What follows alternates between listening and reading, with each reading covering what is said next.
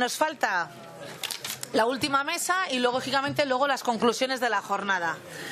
Vale, así que pues iba a hacer una ligera presentación, voy a hacer la presentación a carrera, vamos a terminar, me acaba de estar ahora mismo pues la patronal y ahora falta pues escuchar a los trabajadores, a la parte a la parte social y el último escalafón de todo esto, digamos. A mi derecha tengo a Fernando París Roche, presidente de la Federación presidente de la Asociación de Gestión del Deporte de España, FAGDE, como todos lo conocemos, donde se recogen o donde se aglutinan los gestores y gestoras o los profesionales de la gestión deportiva. Y realmente es una asociación que ha tenido pues mucho o que ha dado tiene un papel juega un papel importante en el impulso de la profesionalización del sector. Fernando tiene una trayectoria profesional bastante amplia en el ámbito público y también en la parte privada, antes de empezar o intercalando ambas, como jefe de Servicio Municipal de Deporte en el Ayuntamiento de Zaragoza, luego como director general de Deportes en Aragón y terminando pues a nivel estatal como director gabinete del secretario del Estado para el Deporte. Además, después ha estado 15 años trabajando, digamos, en la parte privada como consultor deportivo. Samuel Cañizares, lo tengo aquí a mi izquierda, es delegado sindical del Centros Deportivos Municipales de Madrid, un compañero licenciado en Ciencias de Actividad Física y Deporte, un educador físico deportivo, que además de haber hecho la licenciatura, bueno, pues luego se especializó realizando el máster universitario en gestión deportiva, pero bueno, sigue ahí ese afán de ir aprendiendo, porque leo que sigues ahora, estás cursando Derecho, esto probablemente motivado, Y a nivel profesional, bueno, ha actuado pues como probablemente muchos de nosotros, que ha ido tocando varios de los ámbitos, desde la docencia a la parte de dirección deportiva, ¿de acuerdo? Y de monitor también, ¿verdad? De todo, pues como todos hemos sido. Tengo a mi derecha también a Nuria de Frutos Barcatu, Nuria de Frutos Roe, responsable de Igualdad y Deportes en el sector de medios de comunicación, artes, cultura, ocio y deporte de la Federación de Servicios de la Ciudadanía de Comisiones y Servicios. He dicho, cuando he leído todo esto, he dicho, onda, esto es más largo que el colegio, cuando empezamos a decir las siglas nuestras. Tiene una larga trayectoria en la defensa de los derechos laborales en el sector. Ella, su labor, su cometido profesional principalmente ha sido como monitora de natación y de socorrismo, y ha intervenido en la negociación del convenio colectivo firmado con FENEIT, tal cual, ¿verdad? Y por último tengo a Jorge, también responsable del área de deporte, bueno, de FESMC UGT, de la Unión General de Trabajadores, licenciado también CAFID, además también tiene la especialidad hizo magisterio, especialidad en educación física. Y bueno, a nivel laboral, pues otro compañero como Samuel y como otra que habla, pues que ha tocado desde la docencia a la dirección técnica, monitor, ¿de acuerdo? Y bueno, pues lleva 13 años en las labores sindicales, peleando por los derechos laborales de los compañeros. Muy bien, pues como vamos muy justitos de tiempo, yo me había programado hasta el teléfono, he hecho 4 minutos por cada pregunta y me han dicho, no, alguna puedo tener 5, pues luego te quito 3 en la siguiente, Fernando. Pero como tenemos 45 minutos, creo que se va a quedar en 3 las respuestas. Y vamos a atacar, vais a tener todos la misma pregunta, el orden que voy a seguir va a ser primero Fernando, después voy a pasar a Jorge, luego va a pasar a Nuria y termina Samuel, ¿vale? Perfecto, pues nada, primera pregunta. ¿Cómo cree su organización que afectará la futura nueva ley de ordenación al empleo de los educadores físico-deportivos, bueno, y al resto de los profesionales del deporte? Así que, Fernando. Vale. Bueno, buenas tardes a todos y a todas. Bueno, en primer lugar, gracias, Vicente, gracias al Consejo COLEF por invitarme a participar. Decir de lo que estamos hablando aquí, llevamos hablando por lo menos 4 décadas, o por lo menos yo me acuerdo, 4 décadas. En estos años ha habido muchas manifestaciones de mucho tipo, de carácter político, pero ahora hay una ley publicada hace 2 años, que de alguna manera es un salto cualitativo muy importante en el proceso de regulación. Pero evidentemente este proceso no es un proceso sencillo, es un proceso muy complejo, afecta y afectará a decenas de miles de personas que trabajan y entidades que las emplean, que trabajan en el sector deportivo y que va a enfrentar y va a poner enfrente a unas entidades y a otras con posiciones favorables y contrarias. Lo importante es que en este proceso se encuentre un triple equilibrio entre los objetivos, por un lado, de la protección de la salud y la seguridad de las personas que practican deporte. Ese es un primer objetivo. Otro objetivo que tiene que ver con los objetivos de desarrollo económico y eliminación de barreras en la actividad económica. Tenemos que saber que cualquier regulación de una actividad profesional con carácter general produce muchas reticencias porque se entiende que es una barrera al desarrollo del empleo y de la actividad económica. Y en tercer lugar, otra pata fundamental de este equilibrio es la dignificación del trabajo de los profesionales formados, titulados, actualizados y sus condiciones laborales. Y intentar poner de acuerdo y poner en equilibrio estas tres patas que se sujeten va a ser complicado. Respondiendo a la pregunta concreta, la ordenación, todo dependerá de cómo sea esa ordenación. Cualquier ordenación no sirve. Si se hace bien, estableciendo requisitos claros y equilibrados, respetando el sistema de formación ya consolidado en España y con las diferentes jerarquías que antes Eva ha comentado, porque en España ahora tenemos un sistema de formación con los diferentes niveles de cualificación europea, etcétera, que no se tenían hace 20, 25, 30 o 35 años. Si se tiene en cuenta la diversidad territorial, porque es decir, España es un país diverso, es un Estado diverso, y precisamente es una de las grandes virtudes de este país, muy distinto de unas comunidades a otras. La diversidad demográfica, la diversidad económica, no se piense que cuidado con pensar que solo Madrid o las grandes ciudades es España, o son España. Es decir, España es mucho más que solo Madrid o solo las grandes ciudades. Lo digo porque a veces últimamente vemos el telediario y todo lo que pasa en Madrid parece que pasa en España. No, Madrid es una parte de España, pero luego hay 42 millones o 40 millones que no. Es decir, que hay una diversidad territorial muy compleja. Javi Blanco me parece que en su intervención también lo ha hablado, porque realmente hay una España diversa, una España despoblada, que tiene unas características. Y si se hace respetando las situaciones profesionales de los trabajadores actuales para que nadie se quede en el camino y exista el tiempo necesario para adaptarse a la ordenación. Es decir, yo creo que nos tenemos que poner objetivos muy ambiciosos, pero también con el plazo suficiente para que nadie se quede por el camino. Porque al final la propia regulación y el propio mercado o que a la gente no le gusta mercado, pero la propia situación de la práctica deportiva nos llevará a ese éxito de la regulación.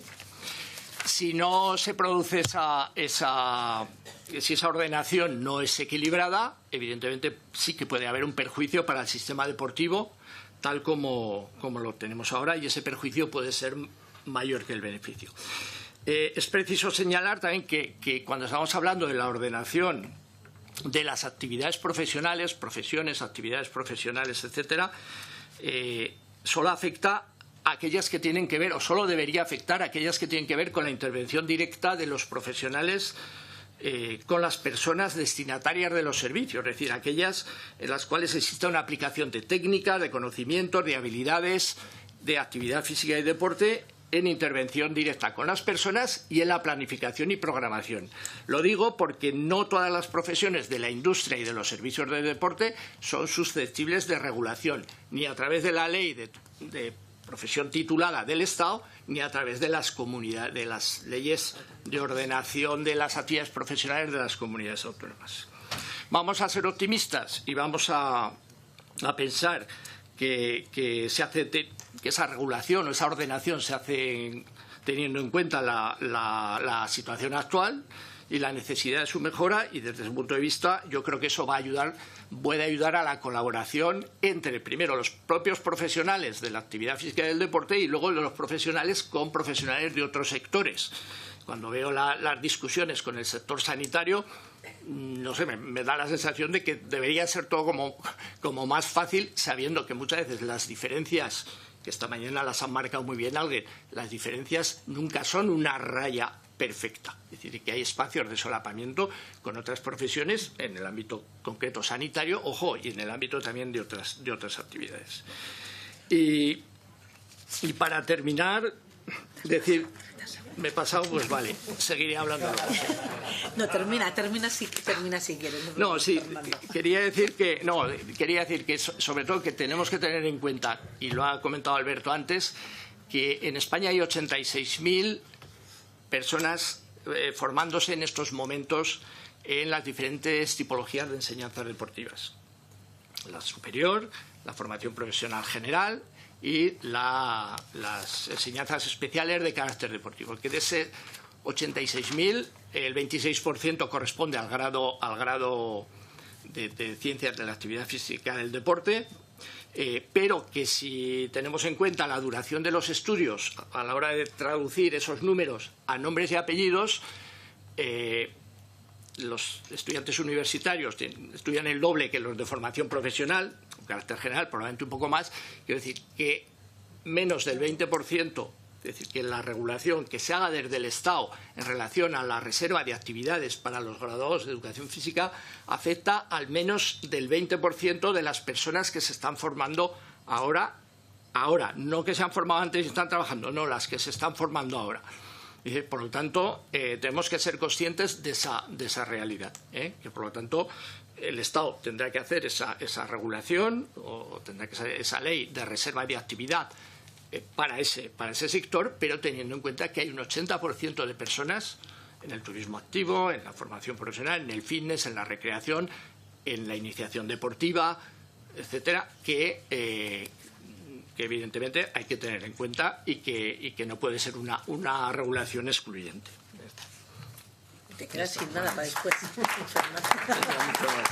Vale, muy bien. Jorge. Buenas tardes a todas y a todos. En primer lugar, pues como no puede ser de otra manera, dar las gracias al Consejo COLEF por la invitación y por las jornadas tan variadas y tan profundas, sobre todo que nos van a generar un debate bastante intenso a modo interno. Por nuestra parte, y en respuesta a la pregunta que se nos ha hecho, pues no podemos entender esto como una oportunidad de transformar realmente el sector deportivo, el sector del mundo del deporte, y no solo centrarlo en los licenciados o graduados de las ciencias de la actividad física y del deporte, sino de todo el espectro que componemos el sector deportivo. Al final, nosotros, nuestro criterio y nuestro objetivo como sindicato de clase es intentar no dejar a nadie atrás.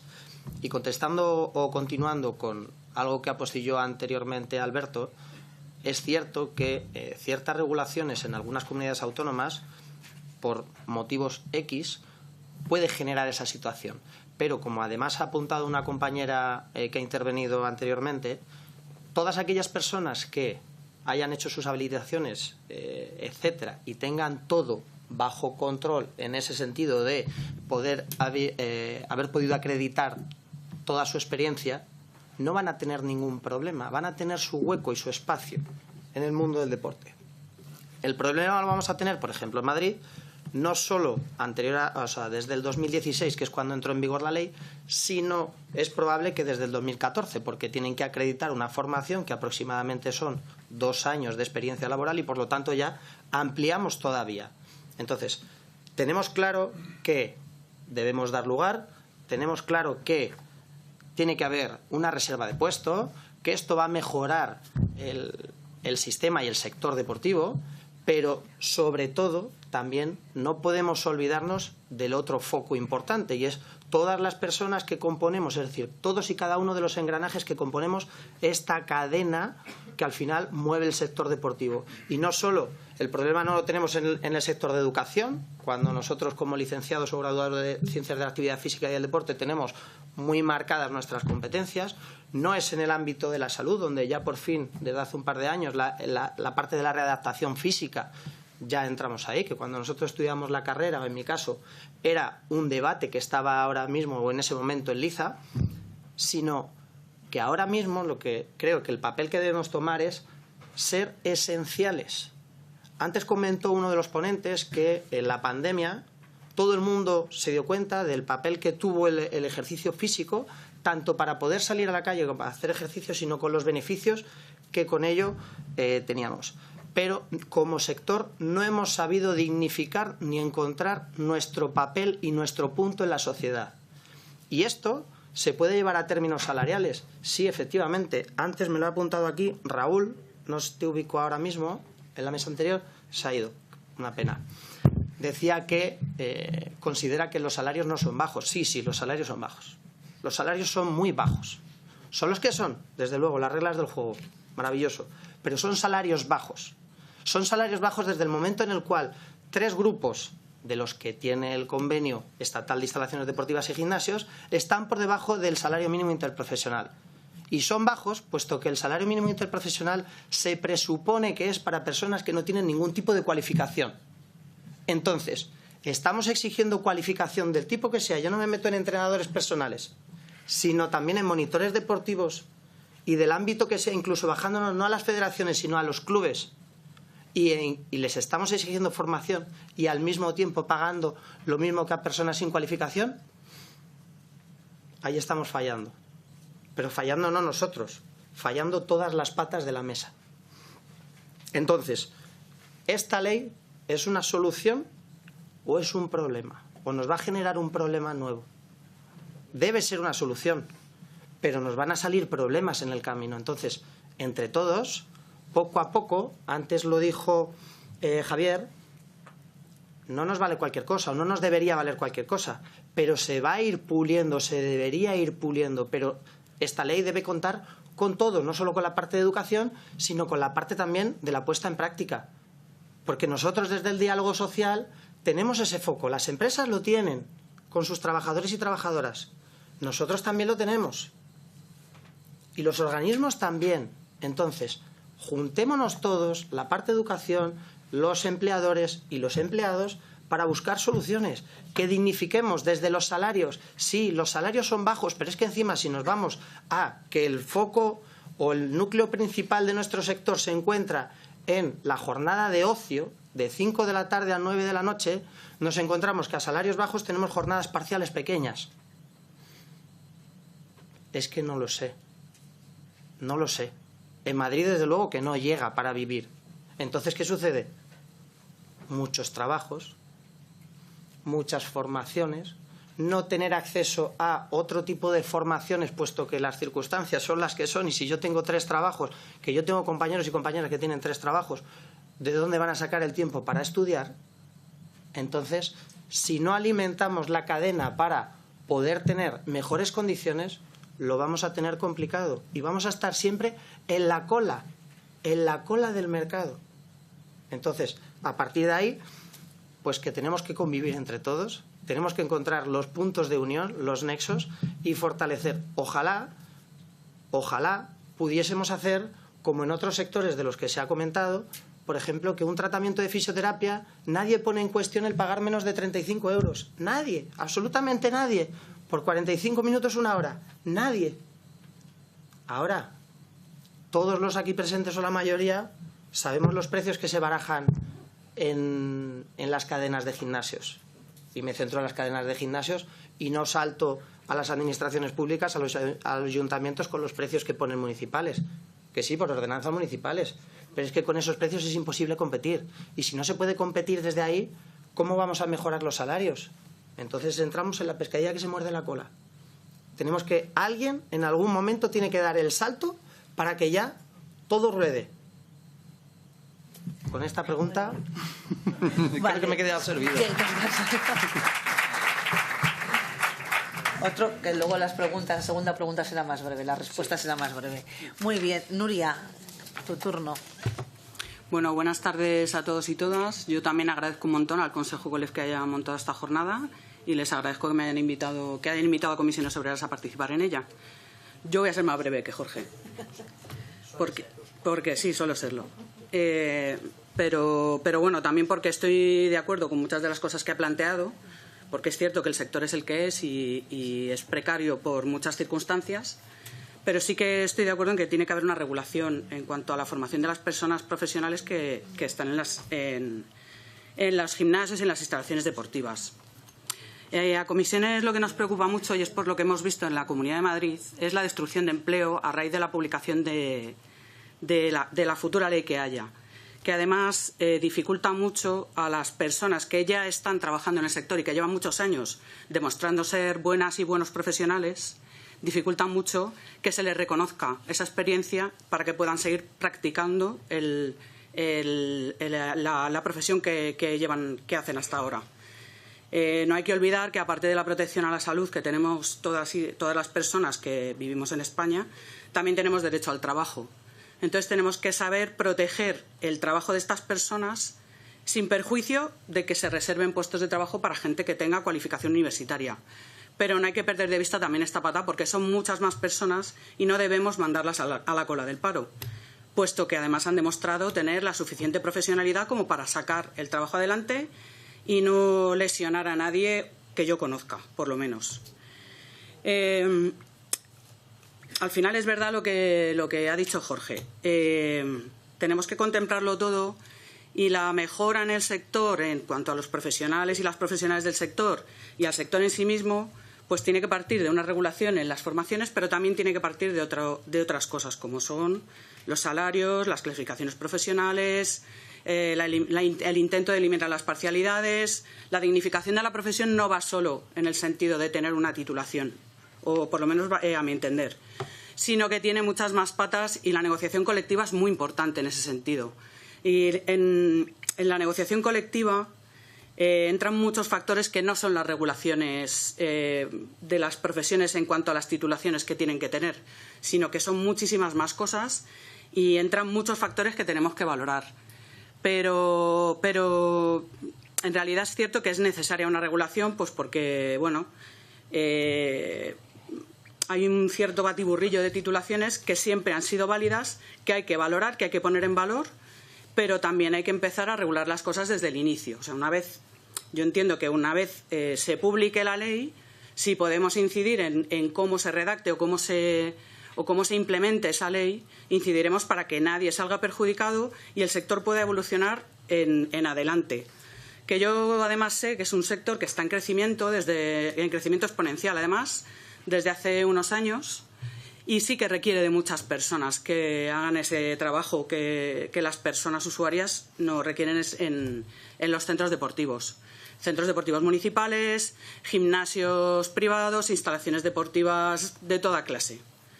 Pero es cierto que hay que mirar para atrás para salvaguardar lo que ya tenemos y mirar hacia adelante para intentar mejorarlo. Sin más, yo no me extiendo más. Así le dejo más tiempo después. Gracias. Vale. Muy bien, y terminamos con Samuel.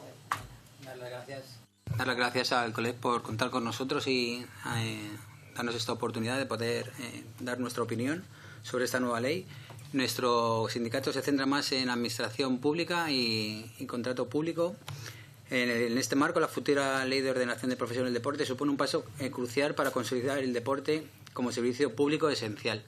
Desde CESIF destacamos su capacidad para dignificar el sector deportivo, reconociendo y definiendo competencias profesionales, sobre todo en las de educadores físicos deportivos, y fortaleciendo sobre todo los mecanismos de supervisión normativa, que durante todo el día no he oído en ningún tema que se supervise todo este tipo de leyes y quién lo va a llevar a cabo.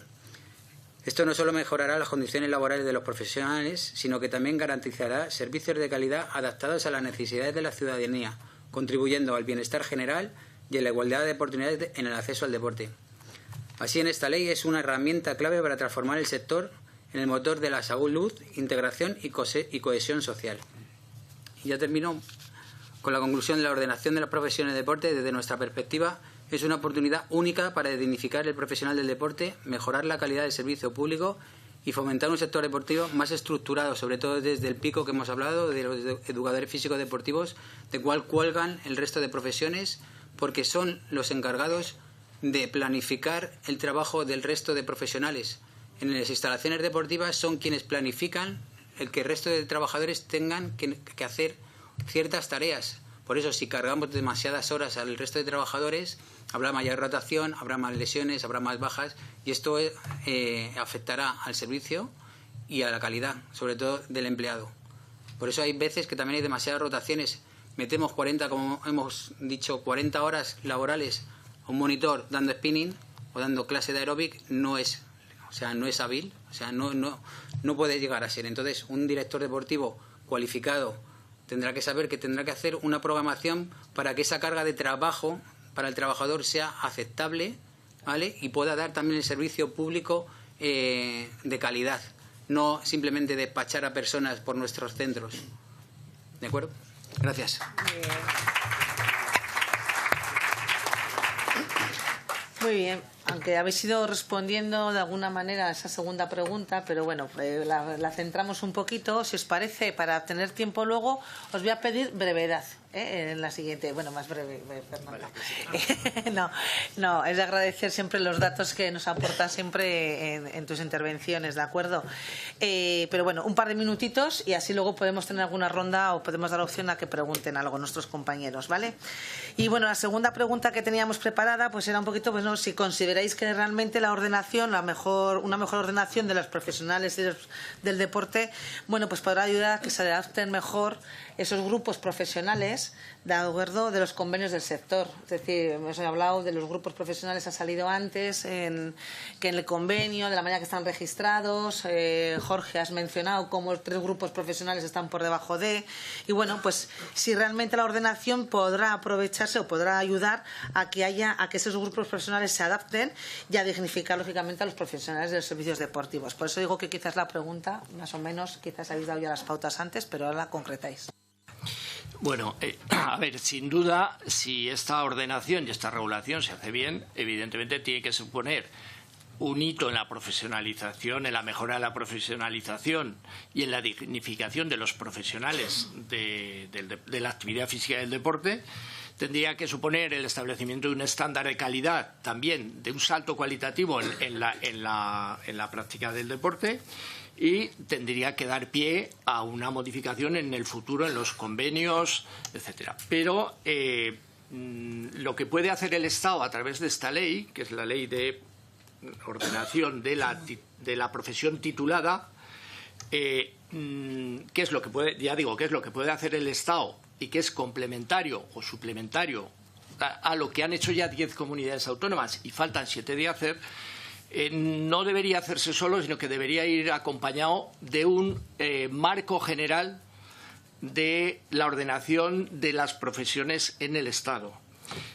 Un marco general no significa una ley que tenga que cumplir la Comunidad Valenciana o Euskadi, etcétera. Un marco general consensuado que se pueda hablar en la conferencia sectorial donde están todas las comunidades autónomas y que permita servir de desarrollo a esas 7 comunidades que no tienen ley, puedan desarrollar esa ley de ordenación de las profesiones, y aquellas que las tienen puedan corregir de acuerdo, si lo quieren y voluntariamente, yo estoy seguro de que lo harían, para que en nuestro país exista un marco general. Es decir, no puede ser que un técnico deportivo de Tarazona, Aragón, trabaje en Tarazona, vaya a trabajar al Faro, La Rioja, a 15 kilómetros, y vaya a trabajar a Tudela, Navarra, a otros 15 kilómetros, y tenga 3 leyes de referencia. Es decir, eso no debería pasar ni aquí ni en Europa. Por lo tanto, hace falta un poco de liderazgo. No sé si queda alguien del Consejo Superior, pero está Ignacio por ahí. Ignacio, liderazgo del Consejo Superior de Deportes para implantar un marco general que, ya digo, no es una ley ni es una norma de obligado cumplimiento que tenga que hacer el director general de Euskadi o Abel, que se acaba de ir de Cataluña. No, es decir, un marco general que sea consensuado y que si, como ha dicho Eva antes, si hay una estructura jerarquizada de formaciones, debería de haber una estructura jerarquizada de actividades profesionales. Y para terminar, es decir, que todo esto que estamos hablando tendría que servir también para lo que ha dicho Javi, de poner en valor el deporte. Es decir, ahí tenemos mucha culpa nosotros, todos los que estamos aquí. No sé por qué, hemos infravalorado. El deporte forma parte de la vida de las personas, pero todo eso no lo hemos trasladado a la parte de entender que los ciudadanos debemos de pagar por práctica de deporte una vez excluido el sistema educativo y el sistema sanitario, que forman parte de los derechos fundamentales y de igualdad. Y por dar algunos datos, que los voy a dar porque no me los españoles y las españolas en los presupuestos de encuestas familiares gastamos en servicios deportivos, bienes de equipamiento deportivo y servicios, las dos cosas, en el año 22, 134 euros de media al año. En tabaco y en alcohol, excluido lo que gastamos en hostelería, que pasa lo de los 1.000 euros por ciudadano, gastamos 190, gastamos un 50% más en tabaco y en alcohol que en servicios y práctica deportiva. De nuestro presupuesto familiar, de media de todos los españoles, gastamos en deporte el 1% de todo nuestro gasto familiar. No sé lo que gastaremos en bares, lo que nos gastaremos en tener un coche que funciona mejor o lo que nos gastaremos en otra cosa. En deporte, un 1%. Y en drogas y narcóticos, la contabilidad nacional no lo analiza directamente, pero sí lo estudia, de media los españoles gastamos más en drogas y en narcótico que en práctica deportiva y servicios deportivos. Por lo tanto, tenemos que hacer un chip, tenemos que dar un cambio, y sí que es verdad que una regulación puede suponer un problema para el sector empresarial, sí. Pero evidentemente, si no somos capaces de pagar más y pagar mejor a la gente, no sé qué estamos haciendo aquí.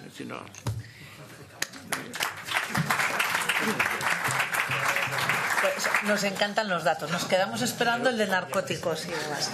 Vale. Venga. 1.000 millones de euros al año se gastan en España. 1.000 millones de euros. Qué barbaridad. Adelante, Samuel. Jorge. Uy, Jorge, perdona. Nada. Lo que está claro es que esto al final, esta ley, nos va a obligar a adaptar y rediseñar la estructura profesional que tenemos actualmente en el convenio. Eso está claro, ¿vale? O por lo menos va a abrir un debate interno. Y como ha dicho esta mañana Espartero, va a generar un problema a día de hoy en cuanto a la negociación colectiva, puesto que la ley tiene mayor rango que el convenio. Entonces, ojo a lo que ahí puede pasar. Entonces, que no sea una ley Frankenstein que unifique todas las comunidades autónomas, todo lo que actualmente hay, sino que intente contemplar la realidad actual del sector deportivo. Dicho esto, los problemas que nosotros hemos identificado del mundo del deporte, que es por lo que estamos aquí, aparte de los que antes hemos dado ciertos matices entre los distintos miembros de todas las mesas, hay una falta de reconocimiento muy clara y que ha provocado y sigue provocando una fuga de talentos. ¿Vale? Fuga de talentos que al final somos un sector muy vocacional, pero por las circunstancias económicas, sociales, de estabilidad o personales, la gente acaba buscando otros sectores. Y eso es una lástima. Es una lástima. Porque si tuviésemos un sector estable, con salarios buenos, con condiciones sociales buenas, tendríamos mayor estabilidad de las plantillas, y esa mayor estabilidad de las plantillas mejoraría los servicios que damos, tanto a nivel de gimnasios privados como de prestaciones de servicio, como de administraciones públicas, del tipo que sea. Todas las instalaciones a las cuales yo tengo acceso, donde las plantillas son estables, todas coinciden que tienen condiciones laborales dignas. Y no estoy diciendo que sea una barbaridad, sino dignas. Entonces, es un problema real. Este problema, al final, ¿qué conlleva? Pues una mayor rotación. Entonces, sí, ¿cuántas veces habréis escuchado vosotras y vosotros que es un sector de paso? Claro, es un sector de paso porque hemos hecho que sea un sector de paso, porque las condiciones no son las mejores que podríamos ofrecer. Antes estaba hablando con los compañeros de las asociaciones estudiantiles y efectivamente, las ilusiones que tienen son máximas, normal. Pues a ver si entre todos y todas somos capaces de el legado que les dejemos sea un poquito mejor. Hay una gran desigualdad de género todavía a día de hoy, tanto para acceder a los puestos de liderazgo, aunque poco a poco en los mandos intermedios ya se va cambiando, pero en los de alta dirección todavía nos queda mucho, y estoy excluyendo al mundo del fútbol, ¿vale? y también en ciertas disciplinas deportivas. Todavía hay muchas disciplinas deportivas eminentemente de hombres y otras de mujeres. Poco a poco. Ojo, que esto no tiene por qué ser paritario al 100%, sino tenemos que intentar buscar la especificidad y la mejor o las mejores profesionales de cada una de las disciplinas. Y por último, para terminar, el intrusismo laboral, la economía sumergida que tenemos en el sector, nosotros mismos nos estamos generando ese problema, nos estamos autoboicoteando al sector, nosotros mismos. Entonces eso es un problema real, todos lo conocemos, y ahí lanzo la pelota para terminar, porque la reflexión creo que es digna. Pues sí. Nuria. Bueno, yo voy a ser más breve todavía. Bueno, yo contestando un poco a la pregunta que se nos hace, a ver, la clasificación profesional es un tema puro y duro de negociación colectiva. Nos sentamos las patronales y los sindicatos y llegamos a una conclusión sobre cómo tiene que ser la clasificación profesional. Es evidente que cuando esta ley se publique va a incidir, nos va a condicionar esa negociación. Entendiendo que una mejora en la clasificación profesional puede mejorar un sector, no tiene que llevar necesariamente asociada a una subida salarial. Eso también es materia de negociación colectiva.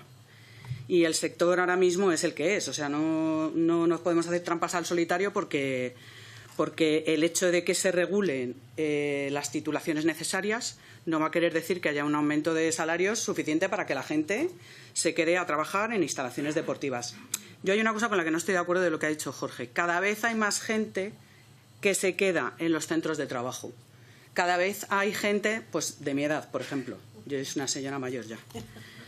Pero cada vez hay más gente que se queda en el sector porque efectivamente es un sector muy vocacional.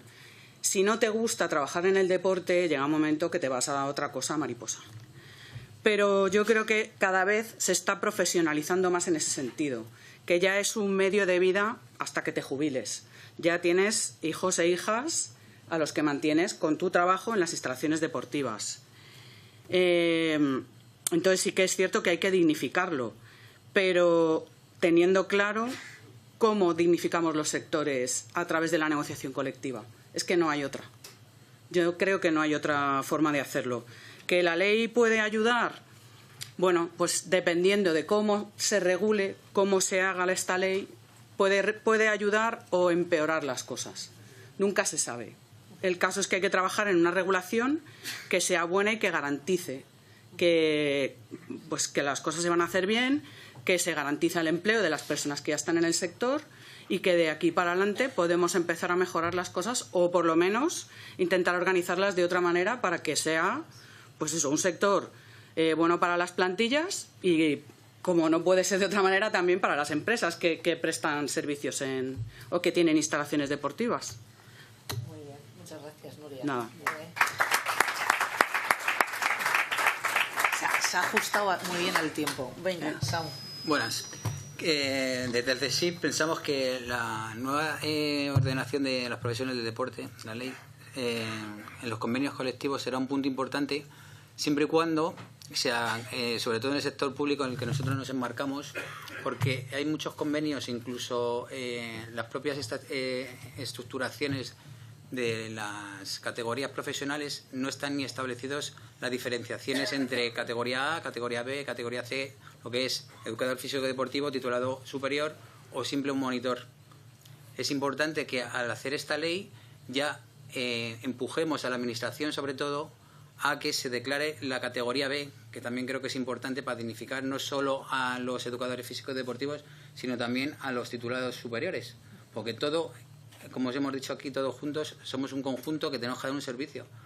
El educador físico deportivo es el pilar y los demás tienen que ayudar que se sustente, porque el educador físico deportivo, aparte de controlar el trabajo del resto de profesiones, tiene que crear un clima laboral y sobre todo personal también, porque la relación entre los diferentes grupos profesionales es importante a la hora de llevar a cabo todo el servicio que se da. Pues sí. Bueno, hay que decir que hemos ido, y media, pero no sé si me dan permiso para tener un minuto. No tenemos por lo menos un par de preguntas, ¿eh? Dice Fernando, sí. A ver, ¿alguna pregunta entre el público?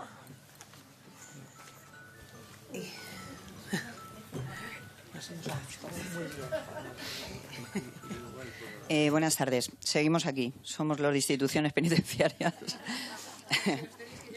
Eso. Bueno, muchísimas gracias por este espacio. Muchísimas gracias a COLEF, que ha sido la entidad que más nos ha apoyado y sabe nuestra problemática. Yo quería aprovechar con los sindicatos que bueno, estamos ahora mismo defendiendo que los educadores físicos deportivos tenemos que estar representando en muchas entidades, ¿no? Por ejemplo, tenemos ahora licenciados en Ciencias de la Actividad Física y el Deporte que vienen como representantes de los sindicatos, pero cuando se haga toda esta negociación colectiva, todo este diálogo social, me gustaría saber si alguno de ustedes van a estar allí. Lo digo porque a nosotros nos toca una problemática que COLEF conoce, que COPLEF también. Muchas gracias por atendernos también. Nosotros estamos encuadrados ahora mismo tenemos un cuarto convenio de personal laboral de la Administración General del Estado, ¿vale? Donde se está pidiendo para acceder a nuestro puesto de trabajo grado en Ciencias de la Actividad Física y el Deporte, pero estamos encuadrados en un grupo M2. Entonces, supongo que este tipo de cosas, como estaban apuntando, pues generará un cambio en toda la estructura del convenio. Pero, evidentemente, si pasamos a un grupo M1, que es como un A, eso tendrá que tener también un cambio económico, lógicamente, ¿no? Entonces, bueno, esto es simplemente una reflexión que hago. No sé si pueden recoger este tipo de alegaciones, de reivindicación, que en cualquier caso yo estoy dispuesta también a que me den teléfonos para poder hablar con personas que al final van a estar también en esa negociación, ¿vale? Y esa negociación colectiva. Simplemente porque otras veces no nos han atendido absolutamente para nada, ¿eh? Entonces, siento comunicar esto aquí, pero creo que era el espacio donde teníamos que decirlo, porque si no lo saben, en nuestro medio hay un amplio territorio de trabajo, con un tejido que se puede hacer después para regular esas titulaciones que pueden estar por debajo de un educador físico deportivo, porque hay muchísimo trabajo. Entonces, es importante que lo conozcan. Gracias. Bueno, realmente estamos aquí mirándonos, pero decíamos, bueno, pues es un poquito lo que han comentado tanto Jorge y Samuel, o sea que efectivamente llegará un momento en que una regulación, una ordenación, pues provocará cambios en la administración pública también, sobre todo cuando estamos peleando muchas veces las plazas públicas que van saliendo de puestos de dirección técnica y en las que muchas veces estamos reclamando desde los colegios profesionales pues ese derecho a que sea reconocido como un A1 y no sea un A2 cuando no tiene nadie por detrás, entonces, o por encima, perdón. Entonces no sé si, Fernando, quieres hacer algún apunte más comentado. No sé si es posible hacer una pregunta a los anteriores, desde la mesa a los anteriores intervinientes, que tiene... no lo sé, porque andamos con el tiempo que andamos. Sí, es muy breve, Javier, que Mónica va a resumir bien esto. No, a ver, ¿sería posible que una ordenación llevase a la separación del convenio en este momento es un único convenio de instalaciones deportivas a nivel estatal que actúa como suelo para los gimnasios, que a partir de ahí pueden subir lo que quieran, o actúa como techo cuando una administración pública elabora el pliego de condiciones de una licitación, con lo cual ese convenio, que ya de por sí es muy bajo, es el techo para poder pagar 6, 7, 8 euros la hora a los... Mi pregunta es... ¿esa separación de convenios podría ser posible y podría ser que uno de los convenios tirarse del convenio del sector público al sector privado? Responda este señor. O los sindicatos. Buen debate has abierto, Fernando. Ya, sí, pero... que te he dicho que teníamos poco tiempo. Bueno, yo diría que no hace falta que este sea el motivo para eso, porque es un motivo de modelo de negocio y no de ordenación de categoría, que creo que procederían igual en la Que diría que no es un criterio que debiera de devenir en la separación, porque la separación en todo caso tendría que ser porque son modelos de negocio basados en cuestiones diferentes. Yo creo que esa ordenación sería la misma en un convenio que en otro. O sea, creo que el motivo en todo caso es otro, es mi opinión. Pero bueno, no sé, Alberto y Paco, ¿cómo lo veis? No, sobre esto hemos debatido mucho y el problema aquí es que existiría una misma función con un doble rasero, doble salario. Entonces, eso es complicado. O sea, es complicado que por la misma función se pague de una manera en un sitio y de otra manera en otro, ¿no? O sea, estableciendo esto que hemos dicho de los mínimos. Es cierto que en nuestro caso es el mínimo y la mayoría de las empresas asociadas a AFNEID están por encima de convenio, pero es verdad que hay un salario mínimo. Entonces, es difícil. Hemos debatido sobre esto muchísimas horas, antes de la firma de este último. Sí, pero al final es el trabajador el que lo sufre. Bueno, esto da para otra mesa, y 2, y 3 y más. No sé si hay alguna otra pregunta, y si no daremos nada, porque vamos a agradecerles a ellos que encima ya han estado hasta última hora de la jornada, y daros las gracias, Samuel, Nuria, Fernando y Jorge, por vuestra asistencia. Y vamos a dar ya por finalizada, va a subir ahora mi compañera Mónica a leer las conclusiones y luego será nuestro presidente quien dé por finalizada la jornada.